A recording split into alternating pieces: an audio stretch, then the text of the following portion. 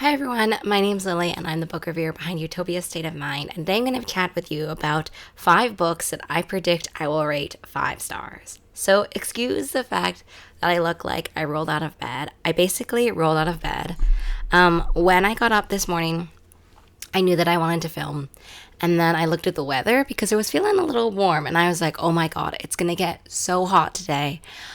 I need to film before that. Basically, because I hate setting up the lights. The lights also make it super, super warm. So I try to use natural light. But if it's going to get hotter, then I can't run the AC or the fan. So, here we are. That's why I look like this. The first book that I want to chat about in this list is Court of the Wanderers. This is the sequel to. Gotta get it off the shelf. The sequel to Silver Under Nightfall. I adored Silver Under Nightfall. It was one of those books where I felt like I was gonna enjoy. I probably could have put it in a 5-star prediction video, but I didn't. But this one has monster hunting, found family, spice, some really great romantic plotline. It was just really great, and I cannot wait for the sequel. I'm a little bit I've heard mixed feelings about the sequel, but I'm cautiously optimistic. Cross my fingers. The next one is The Gods Below. I really loved The Bone Shard Daughter, The Bone Shard Emperor, and The Bone Shard War. That was Andrea Stewart's last series, and so The Gods Below is the next series coming from Andrea Stewart. I am cautiously optimistic. So let me just say why. So basically, from the premise alone and from the fact that I really enjoyed Andrea Stewart's last series, that's why it's included in this video. Basically, it's precious gemstones give magical abilities, and one of the main characters is a young woman searching for her missing sister, even if it means she has to lead a rebellion against the gods themselves. So love it. I've also seen character art already from Andrea Stewart, and that looks really good. So all of these things make me really excited for it and cautiously optimistic. But why am I not sure, you may ask? It is because normally, and this happened with The Bone Shard Daughter, and it happens with a lot of different series, normally the book series need a little bit of time to develop. It needs a little bit of time for the characters, the foundation of the world, the plot to kind of get cemented. So normally I find that I am a series that I will grow to love and be 5-star recommend to the end of time, like the Bone Shard Daughter series. Normally, the first book is the lowest ranked of all the series, mostly because of the fact that I just said it just takes a little bit of time for the world and the kind of book series to get established.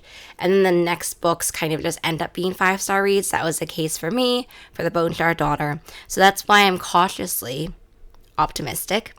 I'm crossing my fingers, but I'm also prepared to know that sometimes the first book in the series is a little bit lower rated. Not 2 stars or whatever, but I'm talking about 4 stars basically. The next one is Compound Fracture by Andrew Joseph White.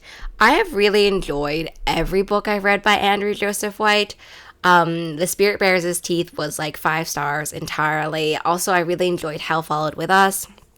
So I'm really excited for Compound Fracture. I am predicting that it will be a 5-star read. That's why it's in this video. This features a trans autistic teenager, but it's a whole long paragraph. But basically, it follows a trans autistic teen who survives an attempted murder only to be drawn into the generations struggle between the rural poor and those who exploit them. It's also set in the Appalachian kind of mountains. So as I said, based on the strength of Andrew Joseph White's past books, this is why I'm hoping that this will be a 5-star read. I feel like a lot of books that I think will be 5-star reads are basically because I've really enjoyed the author in the past. That is 100% the case for Andrew Joseph White. The next one is another similar thing. It's The Bat Eater and Other Names for Cora Jang. Basically, I've really loved everything that Kylie Lee Baker has written. I loved The Keeper of Night and The Empress of Night. I loved The Scarlet Alchemist, and I'm really excited for Bat Eater and Other Names for Cora Jang. This is Kylie Lee Baker's adult debut. It's also an horror novel, which, okay, I'm not a horror girly. I've mentioned this before in the past, but I'm excited because if Kylie Lee Baker does it, I'm optimistic. Basically, also, it's not a really far departure from the other things that I read from Kylie Lee Baker. There have been some horror or thriller aspects to certain things that have happened in The Keeper of Night and The Scarlet Alchemist in terms of, how do I even say this? In terms of the things that have happened. If you know, you know. And so they basically, in Bat Eater, it is a woman is haunted by her inner trauma, hungry ghosts, and a serial killer as she confronts the brutal violence experienced by East Asians during the pandemic. So not only do I love Kylie Lee Baker, not only do I love the idea of a diverse horror, but also third, it talks about the violence experienced by East Asians during the pandemic.